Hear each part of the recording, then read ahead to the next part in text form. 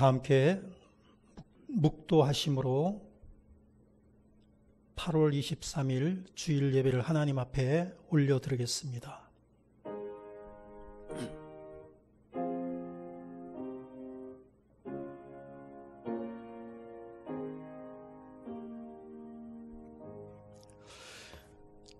그러므로 우리는 예수로 말미암아 항상 찬송의 제사를 하나님께 드리자.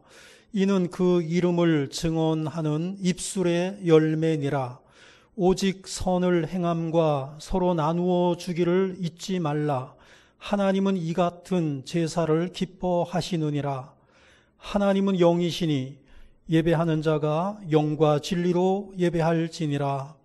아멘. 우리 삶의 주인이 되시는 하나님 아버지, 저희들이 이 땅에서 사는 동안 크신 능력으로 붙들어 주시고 성령으로 위로해 주시며 우리의 손을 잡아 인도하여 주신 은혜에 감사와 찬송과 영광을 올려드립니다. 택하신 자녀들에게 평강과 안식을 주시려고 거룩한 주일 아침에 성전으로 불러주시니 또한 감사를 드립니다. 마음과 뜻과 정성을 다하여 드리는 우리의 예배를 받아 주옵소서. 비대면 예배라고 하는 사상 초유의 사태를 맞이하여 성전에 나오지 못하고 가정에서 예배를 드리시는 우리 성도님들의 마음을 헤아려 주시고 위로하여 주옵소서. 주의 종을 통하여 선포하시는 말씀에 온 성도들이 은혜 받게 하시고 하나님의 마음을 더욱 깊이 알아가는 복된 시간이 되게 하여 주옵소서. 주 예수 그리스도의 이름으로 기도하옵나이다. 아멘.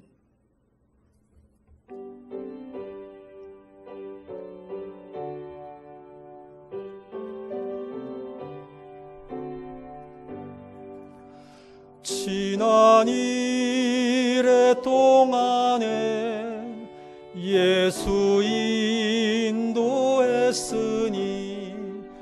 주의 전에 모여서 감사 찬송합니다. 가장 복된 이날은 하늘 안식표로다. 가장 복된 이날은 하늘 안식표로다. 주의 공로 힘입어 은혜 주심 빌 때에 화목하게 하시고 죄를 벗겨주소서.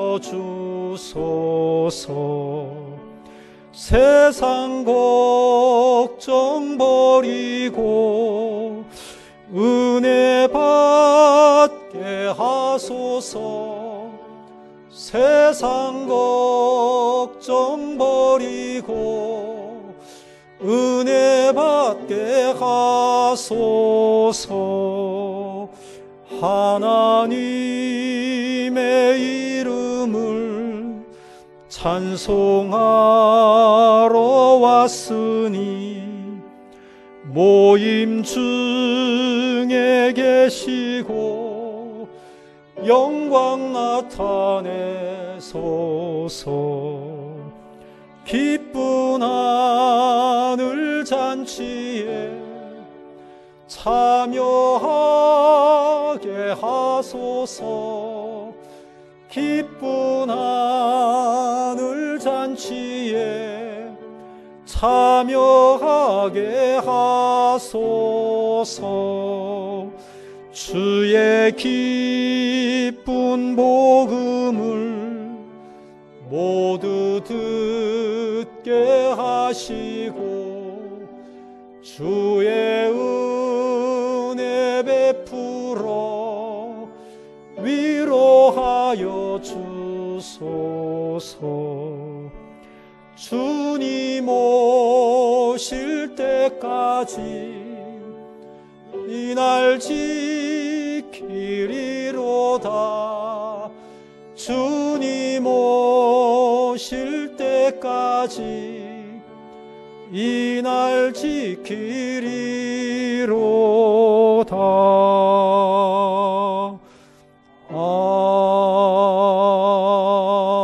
아멘. 성시교독 하시겠습니다. 예수께서 대답하여 이르시되 진실로 진실로 내게 이르노니 니고데모가 이르되 사람이 늙으면 어떻게 날 수 있사옵나이까? 예수께서 대답하시되 진실로 진실로 내게 이르노니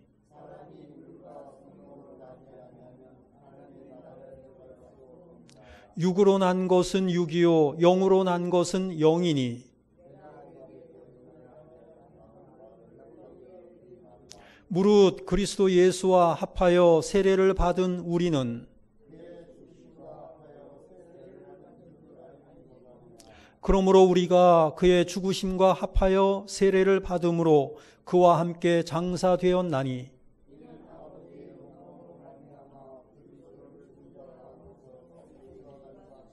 우리로 또한 새 생명 가운데서 행하게 하려 함이라. 아멘. 신앙 고백 하시겠습니다. 나는 전능하신 아버지 하나님 천지의 창조주를 믿습니다. 나는 그의 유일하신 아들 우리 주 예수 그리스도를 믿습니다. 그는 성령으로 잉태되어 동정녀 마리아에게서 나시고 본디오 빌라도에게 고난을 받아 십자가에 못 박혀 죽으시고 장사된 지 사흘 만에 죽은 자 가운데서 다시 살아나셨으며 하늘에 오르시어 전능하신 아버지 하나님 우편에 앉아 계시다가 거기로부터 살아있는 자와 죽은 자를 심판하러 오십니다. 나는 성령을 믿으며 거룩한 공교회와 성도의 교제와 죄를 용서받는 것과 몸의 부활과 영생을 믿습니다. 아멘.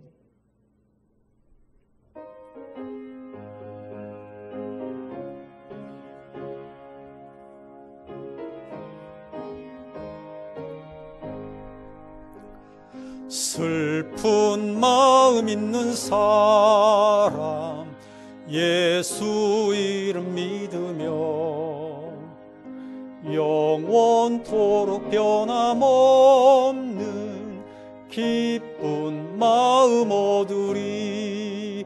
예수의 이름은 세상의 소망이요 예수의 이름은 천국의 기쁨일세. 거룩하신 주의 이름 너의 방패 삼으라. 환난 시험 당할 때에 주께 기도드려라. 예수의 이름은 세상의 소망이요 예수의 이름은 천국의 기쁨일세. 존귀하신 주의 이름 우리 기쁨 되도다. 주의 품에 안길 때에 기뻐 찬송 부르리. 예수의 이름은 세상의 소망이요 예수의 이름은 천국의 기쁨일세. 우리 갈 길 다 간 후에 보좌 앞에 나아가 왕의 왕께 경배하며 면류관을 드리리. 예수의 이름은 세상의 소망이요 예수의 이름은 천국의 기쁨일세.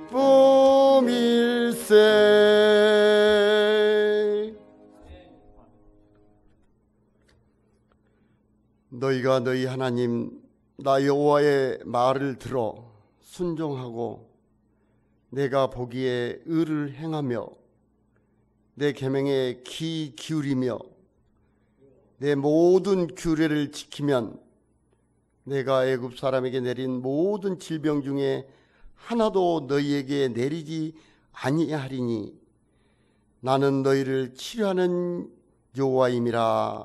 아멘. 상한 갈대도 꺾지 아니하시며 꺼져가는 등불도 끄지 아니하신 참 좋으신 하나님 아버지, 이 시간 긍휼을 베푸시어 저희를 말씀 안으로 들어오기를 기다리며 순종하는 자를 찾으신 아버지의 마음을 헤아리며 8월 넷째 주 예배를 드리게 하심을 감사합니다. 주님, 지금은 전 세계가 코로나 바이러스와 싸우고 있으며 많은 사람이 죽어가고 있습니다. 대한민국도 예외는 아니며 갑자기 확산으로 비대면 예배로 전환되어 공동체가 함께 예배드리지 못한 상황에서 부르심을 받는 구원의 백성들이 하나님을 경배하고자 하오니 어떠한 상황에서도 드려지는 예배를 통하여 영광과 찬송과 존귀가 되게 하여 주시옵소서. 이 시간 구별된 백성들은 은혜의 강가로 불러주셔서 주님만이 저희의 소망이요 십자가만이 저희의 구원의 문임을 깨닫고 고난도 슬픔도 기쁨도 주님과 함께하는 성도로 살아가게 하여 주시옵소서. 자비로우신 주님, 지난날을 계수하며 저에게 잘못된 죄와 허물을 자백하오니 이 시간 사죄의 은총을 베푸사 통회하며 자복하게 하여 주시옵소서.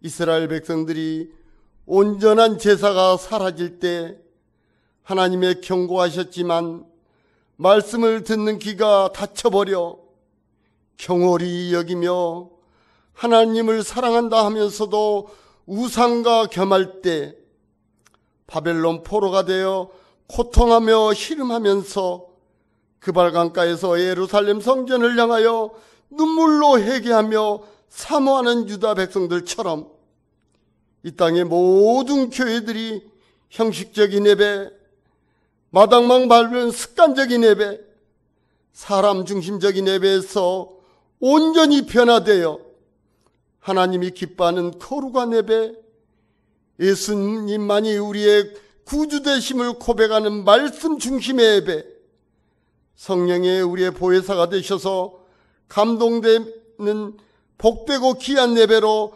변화되는 회개의 시간이 되게 하여 주시옵소서.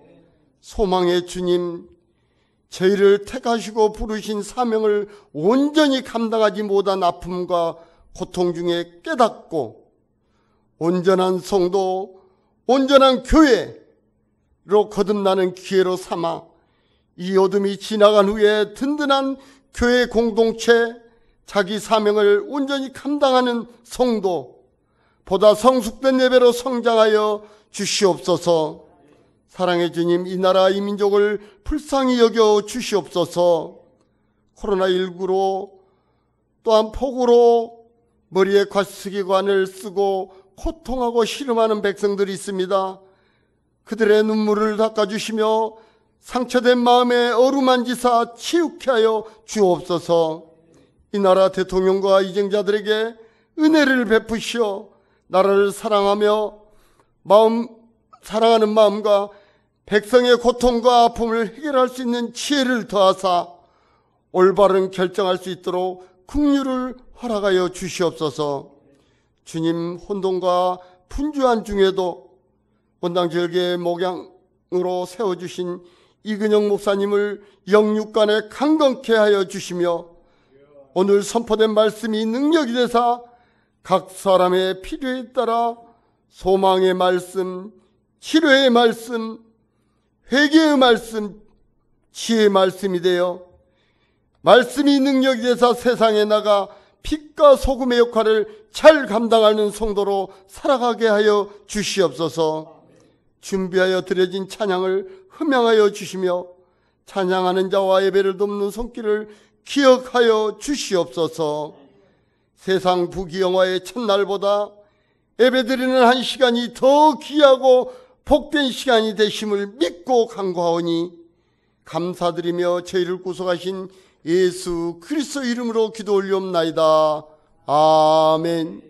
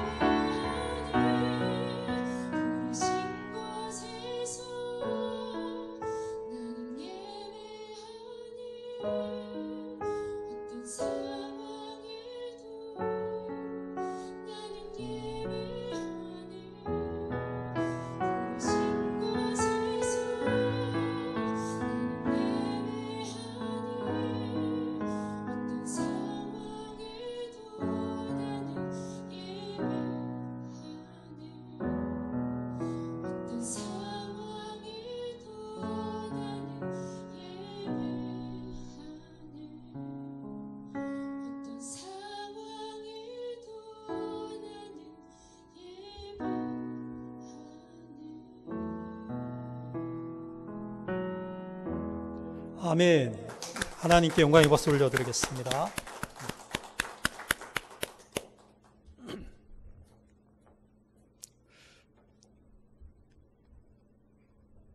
이어서 금주의 말씀 암송 시간입니다.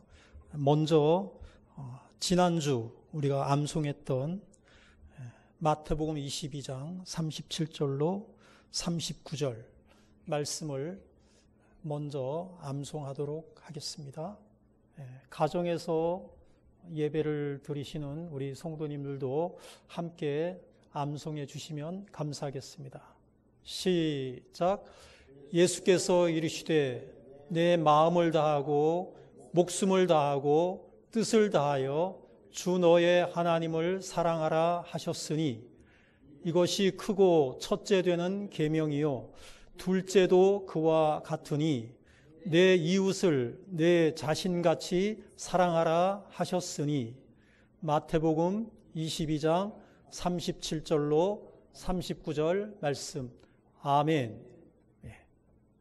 아주 잘 암송하시네요. 감사합니다. 그러면 이번에는 금주의 말씀을 함께 읽겠습니다. 자, 보고 읽습니다. 금주의 말씀입니다. 로마서 5장 8절입니다. 로마서 5장 8절.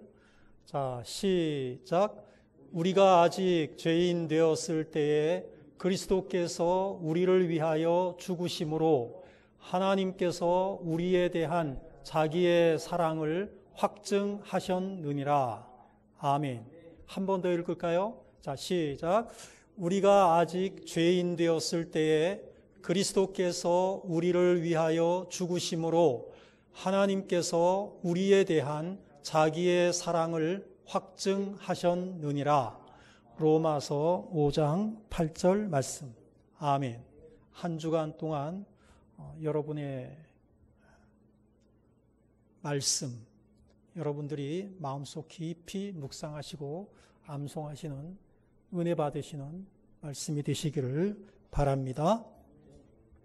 성경 봉독하겠습니다. 오늘 하나님께서 우리에게 주시는 말씀은 사도행전 28장 1절로 10절까지 말씀입니다. 함께 교독하시겠습니다. 우리가 구조된 후에 안즉 그 섬은 멜리데라 하더라.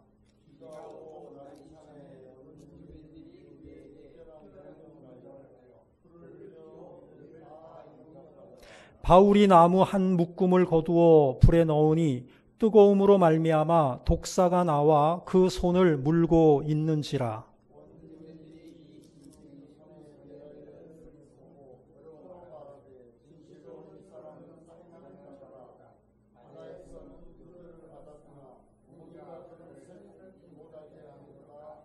바울이 그 짐승을 불에 떨어 버림에 조금도 상함이 없더라.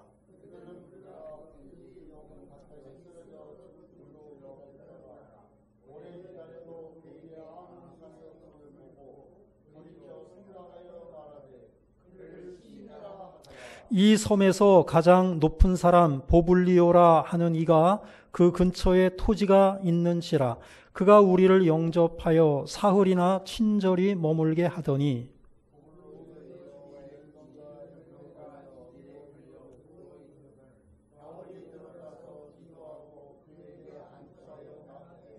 이러므로 섬 가운데 다른 병든 사람들이 와서 고침을 받고 후한 예로 우리를 대접하고 떠날 때에 우리 쓸 것을 배에 실었더라. 아멘. 옆에 있는 분들하고 인사 나누겠습니다. 가정에서 예배 드리시는 분들도 가족들과 함께 인사 나누시기 바랍니다. 샬롬, 빛이 있으라. 사상 처음 겪는 재난으로 인하여서 코로나19 사태로 말미암아 우리의 일상이 심각하게 위협받고 있습니다. 초등학교 1학년 학생이 가방을 가방을 매일 만지면서 언제 학교 가냐고 그렇게 말한다고 하죠. 2학기 개학도 또 미루어졌습니다. 아마 학교에 가지 못하고 2학년으로 올라가게 될지도 모르겠습니다. 이게 앞으로 무슨 일이 일어날지 상상하기 어려운 그런 시대를 우리가 살아가고 있습니다. 교회를 향하여서는 비대면 예배를 드리라고 그렇게 행정 명령이 내렸습니다. 비대면 예배라고 하는 용어는 국어사전에 없습니다. 유사 이래 비대면 예배로 예배드린 적도 없습니다. 우리 머리로는 이해하기 힘든 일들이 지금 우리 주변에서 일상적으로 일어나고 있고요. 이런 상황 속에서 우리는 당황하고 있습니다. 이걸 어떻게 해야 되지? 어떻게 우리가 이것을 해석해야 되지? 왜 이런 일들이 일어나고 있지? 하나님의 뜻은 어디에 있지? 라는 질문을 해봅니다. 하나님은 침묵하십니다. 말씀을 하지 아니하시고 있습니다. 성경을 보게 되면 하나님의 뜻을 당시에는 깨닫지 못해요. 하나님의 섭리가 어디에 있는지 잘 몰라요. 그러면서 시간이 지나고 때가 지나서 어느 정도 많은 세월이 흐른 후에 그때 하나님께서 이렇게 하신 이유가 바로 이것이었구나 라는 사실을 깨닫게 되는 것이지요. 예를 들면 요셉이 애굽의 노예 장수들에게 팔리게 되는 경우입니다. 그는 착한 아들이었고요. 아버지의 사랑을 받는 아들이었고요. 아버지의 심부름을 그가 하고 있었고 형들을 찾아갔고 그런데 형들은 그를 미워했고 그를 죽이려고 하다가 차마 죽이지는 못하고 노예로 팔아버리고 마는 것을 보게 됩니다. 그가 애굽의 보디발 장군의 집에서 노예 생활을 합니다. 거기서 또 억울하게 오해를 받게 되고 감옥에 갇히게 됩니다. 그러한 과정마다 요셉이 겪었을 마음의 상처와 충격, 왜 나에게 이런 일이 일어나고 있지? 내가 왜 이런 끔찍한 상황에 처해야 하지? 아마 이해하지 못하는 그러한 마음을 가지고 하나님을 바라보았으리라고 우리는 충분히 상상할 수가 있습니다. 하지만 그가 나중에 애굽의 국무총리가 되고 나서 자기를 해하려고 했던 형들과 가족을 만나게 되고 그 가족을 죽음의 위기에서 구원하는 그러한 입장에 서게 되면서 비로소 그를 향한 하나님의 깊으신 뜻과 섭리를 깨닫게 되는 것입니다. 오늘 본문에는 바울이 등장을 하고 있는데요.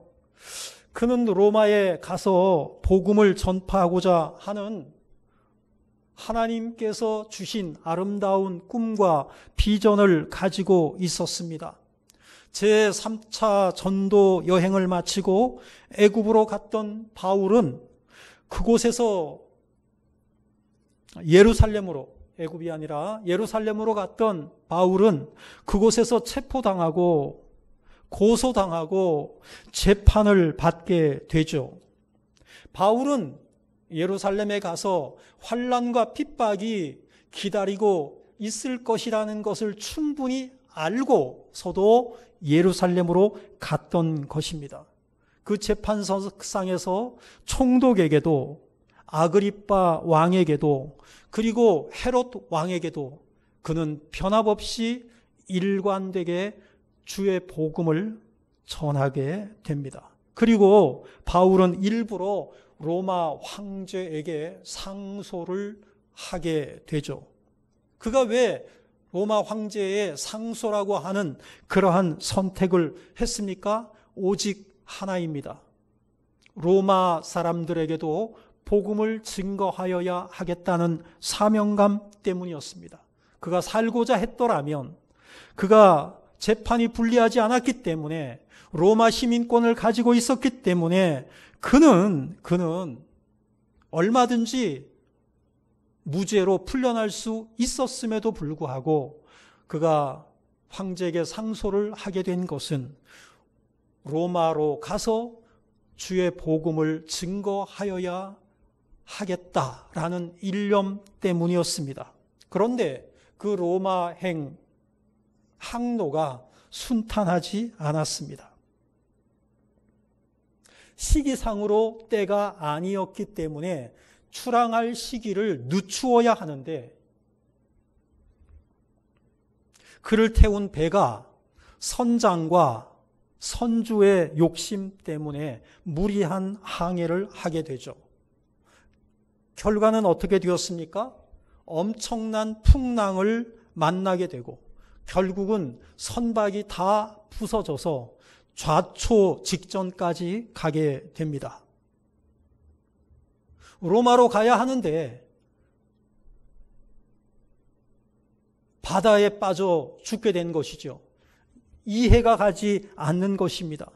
그런데 그 배가 멜리데라고 하는 섬에 도착하게 되고 그곳에서 일어난 일들을 살펴보게 되면서 우리는 하나님께서 왜 이렇게 하셨는지, 하나님께서 하신 일들을 나중에서야 비로소 깨닫게 되는 것입니다. 멜리데 섬이라고 하는 곳은 그들의 목적지도 아니었고 그들의 경유지도 아니었어요. 그런데 거기에 들어가게 된 거죠. 왜 하나님께서 그렇게 하셨을까? 첫 번째입니다. 하나님께서 하신 일. 자, 한번 읽어보십시오. 자, 시작. 바울의 권위를 세우기 위해서입니다. 바울은 하나님께서 선택하신 종이죠. 이방인을 구원하기 위하여서 하나님께서 택하신 그릇이다라고 주님께서 직접 말씀해 주셨습니다. 그런데 그가 죄수의 몸으로 백부장의 감시와 군사들의 호송을 받으면서 끌려가고 있습니다. 당시 로마 정부 하에서의 죄수는 어떠냐? 죄수는 인격적인 대접을 받지 못했습니다.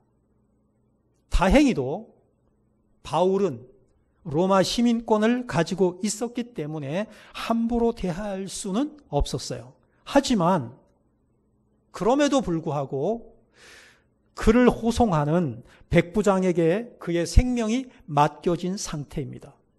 백부장이 판단하기에 이들이 도망치려고 하네? 라고 판단하면 죽일 수도 있는 거죠. 그런데 그 배에 풍랑이 닥치게 되고 침몰 직전까지 가게 됩니다. 사람들은 살기 위해 배의 물건들을 다 바다에 버립니다. 그들이 생명처럼 여겼던 재물, 풍랑 앞에서는, 목숨이 위협받고 있는 상황에서는 아무런 소용이 없는 거예요. 오히려 그들의 생명을 위협하는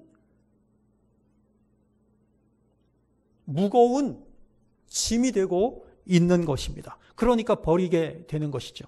며칠씩 음식도 못 먹고 살 소망마저 끊어지게 되었습니다. 그 상황이 되었을 때 바울이 일어나서 그들을 위로하고 격려합니다. 그리고 하나님의 약속을 그들에게 전하게 됩니다. 그것이 사도행전 27장 21절에서 26절까지의 말씀입니다. 바울이 살 소망이 끊어져 버린 그 배에 타고 있던 276명을 향하여서 하신 말씀입니다. 한번 읽어보죠. 시작. 여러 사람이 오래 먹지 못하였음에 바울이 가운데 서서 말하되 여러분이여 내 말을 듣고 글에 대해서 떠나지 아니하여 이 타격과 손상을 면하였더면 좋을 뻔하였느니라. 내가 너희를 권하노니 이제는 안심하라. 너희 중 생명에는 아무 손상이 없겠고 오직 배뿐이리라. 나의 속한 바 곧 나의 섬기는 하나님의 사자가 어젯밤에 내 곁에 서서 말하되 바울아 두려워 말라. 네가 가이사 앞에 서야 하겠고 또 하나님께서 너와 함께 자를 다 내게 주셨다 하였으니 그러므로 여러분이여 안심하라. 나는 내게 말씀하신 그대로 되리라고 하나님을 믿노라. 그러나 우리가 한 섬에 걸리리라 하더라. 아멘. 하나님께서 간밤에 바울에게 직접 주신 말씀이에요. 바울이 그들에게 하나님의 말씀을 전하면서 안심하라고, 당신들 생명에는 아무런 손상이 없을 거라고, 그렇게 그들을 안심시키게 되는 것이죠. 하나님께서 말씀하신 대로, 바울을 통하여서 하신 하나님께서 말씀하신 대로 그 배는 풍랑과 위기 속에서 승객들, 모든 사람들 276명을 위로하게 되고 그들에게 소망을 주는 지도자로 세워지게 됩니다. 뭔데? 죄수였는데. 죄수인 바울의 말을 선장도 듣게 되고 또 바울을 호송하는 백부장도 듣게 되는 것이죠. 하나님은 바울에게 약속을 주시고 그는 그 약속을 그 배에 타고 있던 사람들에게 그대로 전하고 그의 말대로 모든 일들이 이루어지는 것을 보여주는 것이죠. 왜 하나님은 이렇게 하실까? 하나님께서 이렇게 하시는 이유가 무엇일까?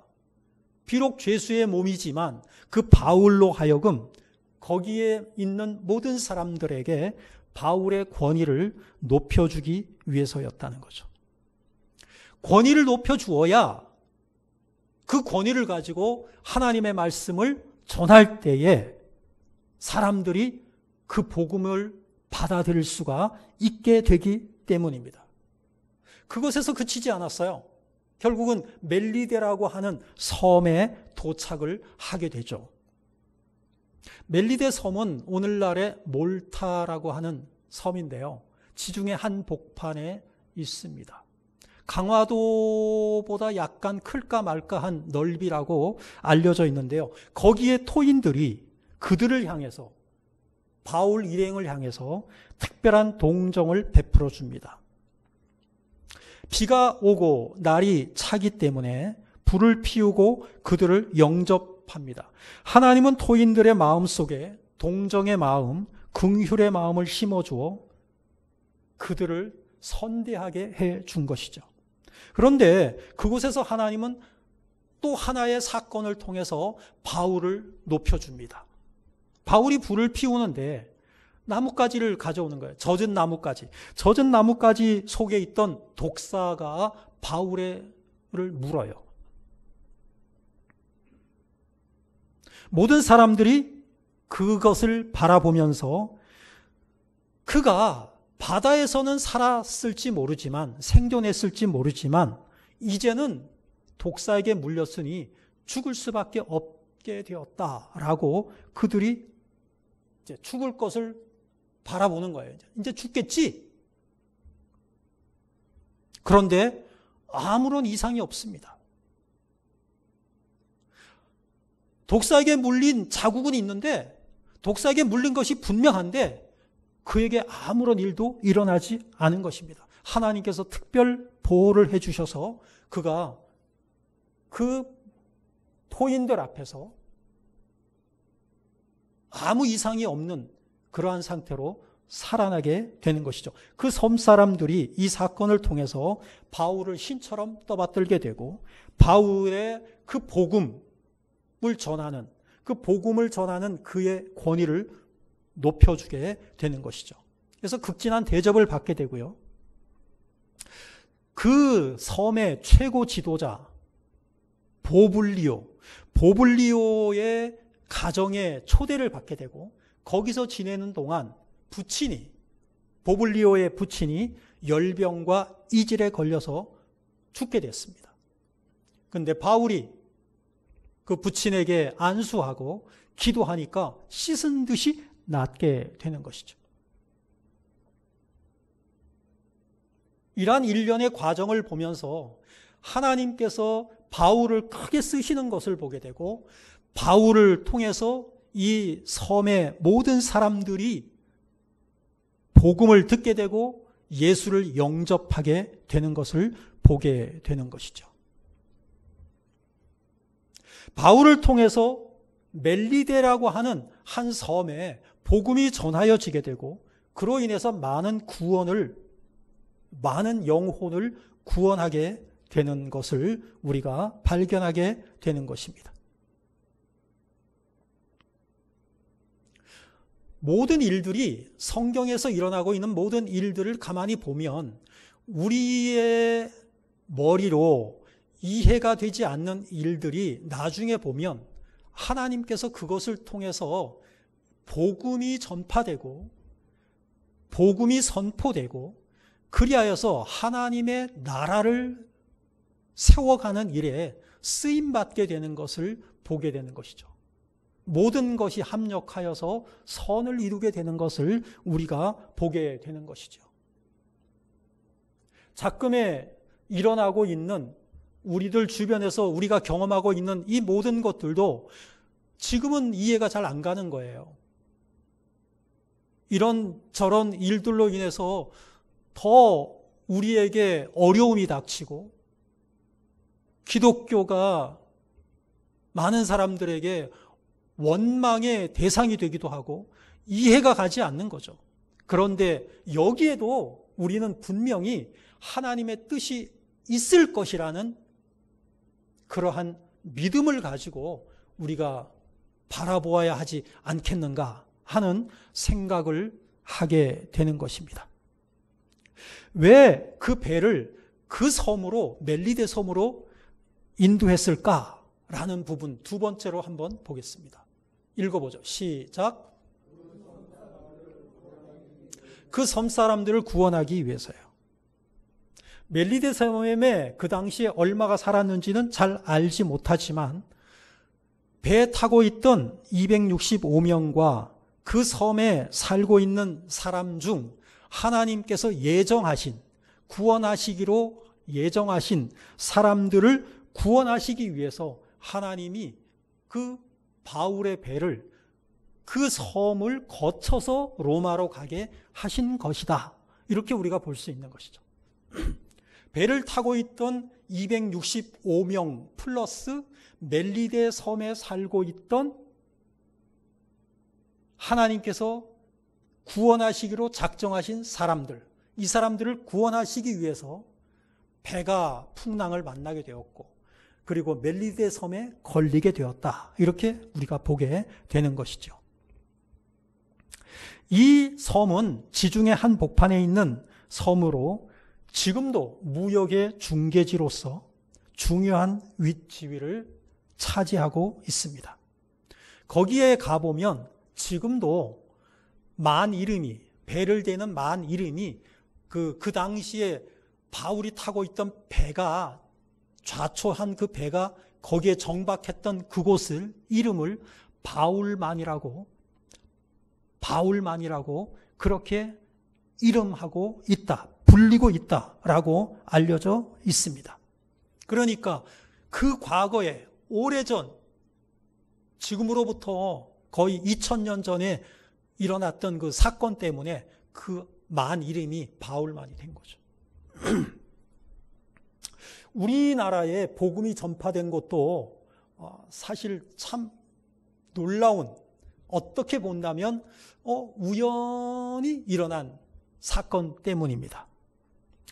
우리나라의 그 선교의 아버지라고 해야 됩니까? 최초의 선교사, 여러분들이 잘 아시는 바와 같이 언더우드 선교사님이시죠. 그 언더우드 선교사님이 신학교 다닐 때입니다. 1883년 어느 모임에서, 신학교 모임이죠. 거기에서 엘버트 목사님이 말씀을 증거하는 거예요. 그 말씀을 증거하는 내용이 뭐냐 하면은 이런 것입니다. 한번 보시죠. 좀 한번 읽으실 수 있나요? 자, 한번 읽어볼까요? 엘버트 목사님이 지금 신학생들한테 지금 말씀을 전하는 거예요. 메시지를 전하는데 언더우드 선교사님이 듣는 거예요. 읽어요. 시작.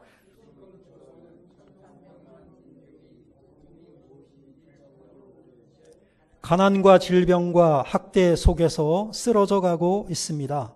그 나라가 드디어 작년에 문호를 열었습니다.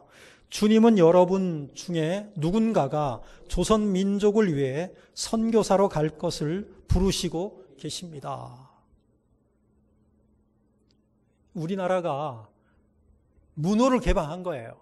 대원군이 쇄국정책 펴다가 결국 이제 항복하고 문호를 개방한 거예요. 근데 그것을 가지고 지금 엘버트 목사님이 말씀을 전하는 거예요. 누군가가 가야 되지 않겠냐? 거기가 문이 열렸는데.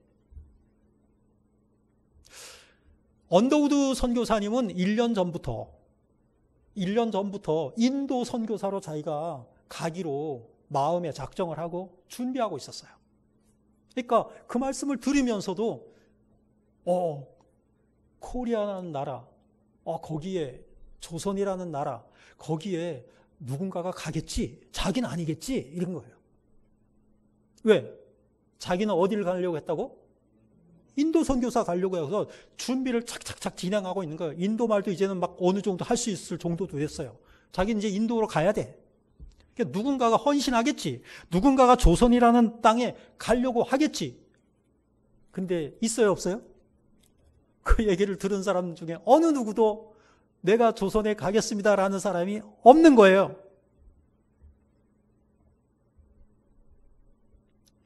언더우드 선교사님이 생각하는 거예요.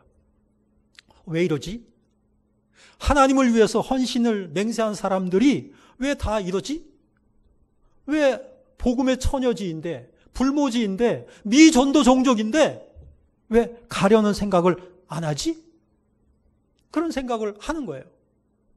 자기는 아니라고 생각한 거지. 왜? 나는 인도에 가야 되니까. 그런데 그때 마음속에서 울림이 전해지는 거예요. 마음속에서 이렇게 말하는 거예요. 하나님이 말씀하시는 것 같은 거예요. 네가 가면 되지. 너는 왜 못 가니? 주님이 자기 자신에게 하신 말씀으로 이분이 받아들인 거예요. 그래서 인도에 갈 것을 포기하고 자기가 조선이라는 나라에 복음을 전하러 가겠다고 서원을 하게 됩니다. 가겠다고 이제 신청을 했어요. 나 가겠습니다. 보내주세요. 근데 안 보내주는 거예요. 조선 선교사로 가겠다고 교회와 선교부에다가 요청을 합니다. 나 보내주세요. 그런데 2번씩이나 거절을 합니다. 그런데 그는 포기하지 않았습니다.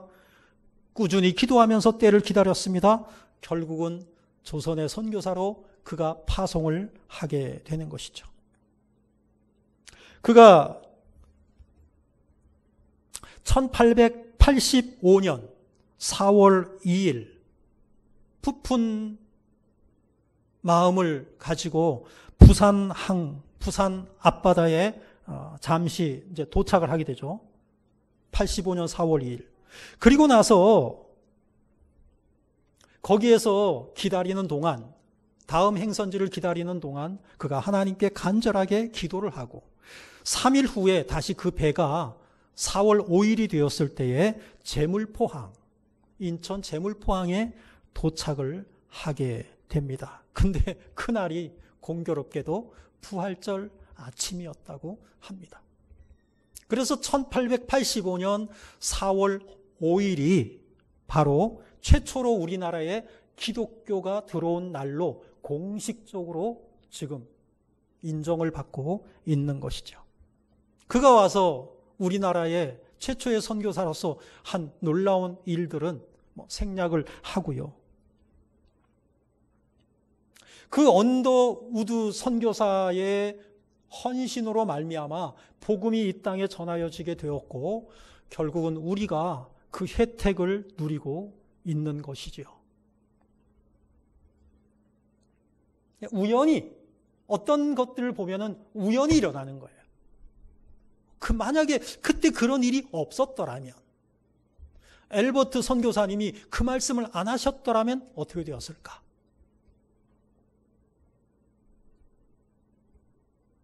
그런 우리가 생각을 하죠. 그런데 어쨌든 그러한 것들, 우리가 보기에는 이해할 수도 없고 우연처럼 일어나고 있는 이러한 것들을 통해서 하나님께서 계획하시고 하나님께서 섭리하신 일들이 우리에게 일어나고 있는 것이지요. 그 다음에 세 번째, 마지막 세 번째입니다. 한번 읽어보죠. 시작.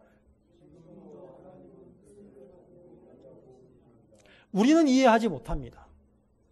왜 이런 일들이 일어나고 있고 왜 이것 때문에 우리가 이렇게 어려움을 겪어야 되는지, 왜 하나님께 주일날인데 마음껏 나와서 하나님께 우리가 찬양을 드리지 못하고 난생 들어보지도 못했던, 경험해보지도 못했던 비대면 예배라고 하는 이러한 가운데 우리가 제약을 받고 예배를 드리는지 도저히 이해도 할 수가 없고 받아들이기도 어려운 그러한 마음을 가지고 있습니다.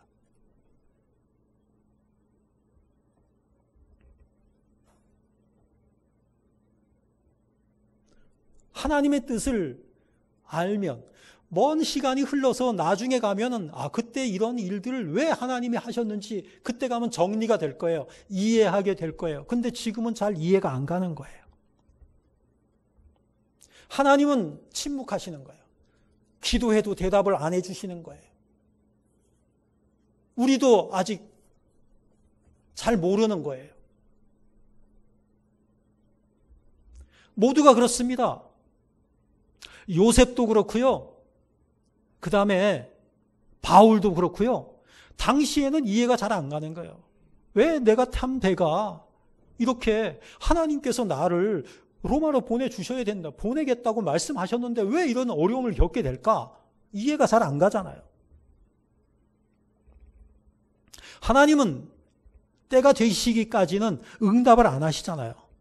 침묵하는 것 같잖아요. 그런데 결국은 거기에도 하나님의 뜻이 있는 것이죠. 멜리데 섬에 내가 가고자 하는 목적지가 아닌데 배는 다 파손이 되고 그런 상태에서 구사일생으로 멜리데 섬에 도착하게 되는데 거기에도 하나님의 뜻이 있었다라는 것을 우리는 알게 되잖아요. 토인들이 바울 일행을 선대하지 아니하고 적대시하고 죽일 수도 있었는데 동정하게 된 것도 참 놀라운 일이고요.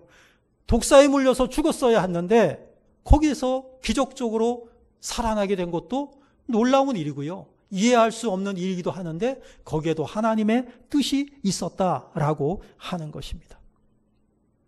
오늘도 마찬가지입니다. 하나님은 우리를 통해서 계획하시고 있는 일들이 있으실 겁니다. 때로는 우리에게 이해할 수 없는 일들이 일어나고 있어요. 그런데 그러한 상황 속에서 우리는 어떻게 해야 될 것인가? 잠잠히 하나님을 바라보면서 기도하면서 이러한 것들을 통해서도 하나님은 모든 것을 합력하여서 선을 이루시기 위해서 지금도 일하고 계신다라는 사실을 믿으시기를 주님의 이름으로 축복합니다. 8월은 생명 사랑의 달입니다. 죽어가는 많은 영혼들을 우리가 사랑의 마음을 가지고 그들을 바라보고 그들을 위해서 기도하고 그들을 품어주고 그들에게 그리스도인의 삶이 어떤 것인가라는 것을 보여주어야 한다고 생각을 합니다. 그럴 때 우리를 통해서 하나님의 뜻이 이루어질 것입니다. 모든 사람들이 다 죽겠다 도저히 이거 못 살겠다라고 아우성치는 그러한 시대를 우리가 살고 있습니다.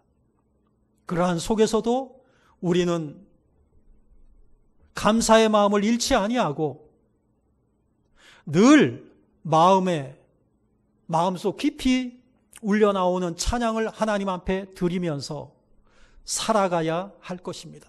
세상 사람들에게, 하나님을 알지 못하는 사람들에게 환한 빛으로 비추어 주어야 할 것입니다.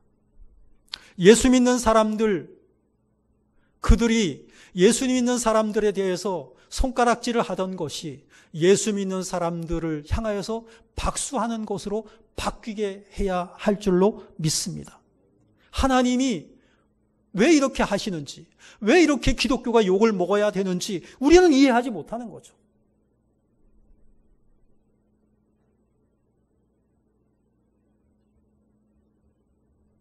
현재로서는 잘 이해가 가지 않지만 여기에서 하나님께서 계획하신 반전의 어떤 뜻이 있지 않을까라는 그러한 생각을 합니다.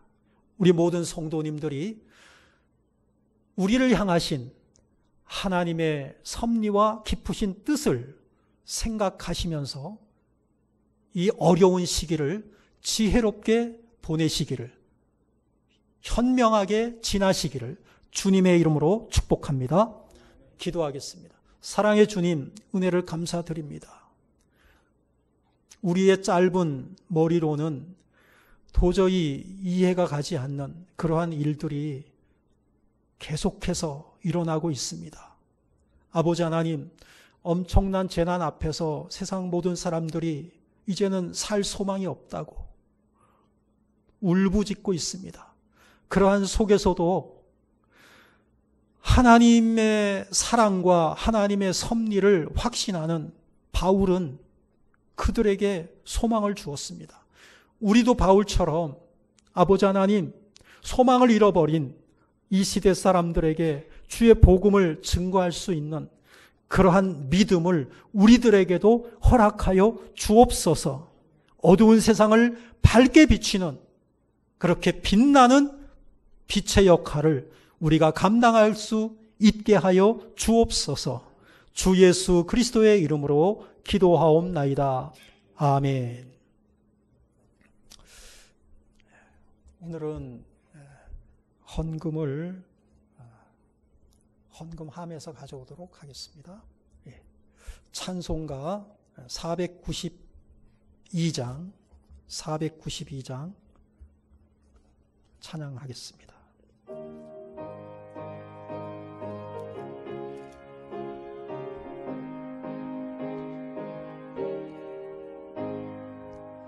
잠시 세상에 내가 살면서 항상 찬송 부르다가 날이 저물어 오라 하시면 영광 중에 나가리. 열린 천국 문 내가 들어가 세상 짐을 내려놓고 빛난 면류관 받아 쓰고서 주와 함께 길이 살리. 눈물 골짜기 더듬으면서 나의 갈 길 다 간 후에 주의 품 안에 내가 안기어 영원토록 살리로다. 열린 천국 문 내가 들어가 세상 짐을 내려놓고 빛난 면류관 받아 쓰고서 주와 함께 길이 살리. 나의 가는 길 멀고 험하며 산은 높고 골은 깊어 고난 나의 몸 쉴 곳 없어도 복된 날이 밝아오리. 열린 천국 문 내가 들어가 세상 짐을 내려놓고 빛난 면류관 받아 쓰고서 주와 함께 길이 살리. 한숨 가시고 죽음 없는 날 사모하며 기다리니 내가 그리던 주를 배울 때 나의 기쁨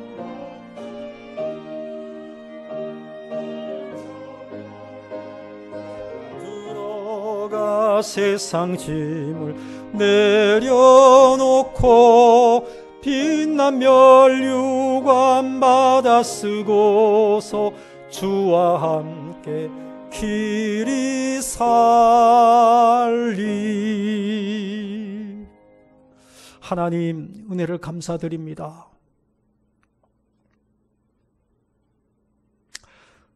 거룩한 성일을 맞이하여 모두가 하나님 전에 나와 한 마음으로 모여서 한 목소리로 하나님을 찬양하며 예배 드려야 함에도 불구하고 아버지 하나님, 우리가 난생 겪어보지 못한 이러한 코로나라고 하는 풍랑을 맞이하여 온전히 하나님 앞에 나와 예배로 영광 돌려드리지 못함을 송구하게 생각합니다.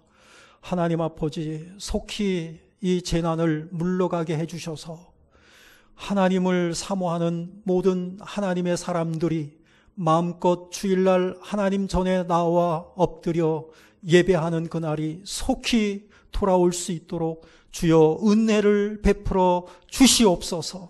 많은 사람들이 고통을 겪고 있고 경제가 무너지고 있고 아버지 하나님의 건강이 심각하게 위협받고 있사오니 하나님 외면하지 마시고 하나님 속히 회복시켜 주시기를 간절히 소원하고 기도하옵나이다. 일상으로 돌아가 아버지 하나님, 우리가 정말로 삶의 소중한 것들을 우리 주변에서 날마다 경험하고 누릴 수 있도록 은총을 베풀어 주시옵소서. 하나님을 향하여서 드린 감사의 예물을 주님께서 기쁘시게 받아 주시옵시고 하나님 나라를 위하여서 필요한 곳에 적절하게 사용됨으로 말미암아 아름다운 열매로 다시 하나님 앞에 돌려드릴 수 있도록 주님 인도하여 주시옵소서. 감사하옵고 주 예수 그리스도의 이름으로 기도하옵나이다. 아멘. 교회 소식을 전해드리겠습니다. 치유와 감동과 축복이 있는 원당제일교회 예배에 함께 참여해 주심을 진심으로 환영합니다. 8월은 생명 사랑의 달입니다. 생명 구원을 위하여 십자가에 돌아가신 주님을 생각하며 한 영혼을 사랑하고 구원하는 일에 힘쓰시기 바랍니다. 예배 중에는 핸드폰을 잠시 앞으로 꺼두시기를 부탁드립니다. 코로나19 바이러스가 더욱 확산함에 따라 정부 방침에 의하여 비대면 예배를 드리게 되었습니다. 9시에 예배를 드리게 되고 이것을 녹화해서 교회 홈피와 유튜브에 올려드리고자 합니다. 오늘과 30일, 다음 주일입니다. 23일과 30일 두 주일간 주일 오후 예배, 수요 예배, 금요 예배 및 새벽 예배는 드리지 않습니다. 성도님들께서는 가정에서 예배를 드려주시고 차후에 변동사항이 있게 되면 교회 카톡에 공지하도록 하겠습니다. 김영미 지휘자의 사임으로 당분간 정채은 자매가 교회 반주자로 섬기게 되었음을 알려드립니다. 목회를 위한 기도 제목 여러분들 기도해 주시기 바라고요. 우리 다 함께 일어나셔서 가정에서 예배 드리시는 분들도 일어나셔서 파송의 찬송 부르신 후에 축도로 예배를 마치겠습니다.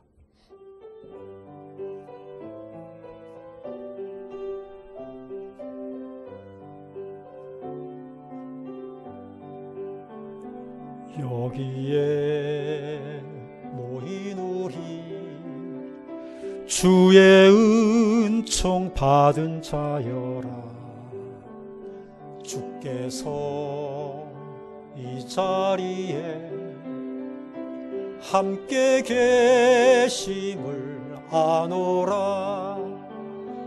언제나 주님만을 찬양하며 따라가리니 시험을 당할 때도 함께 계심을 믿노라.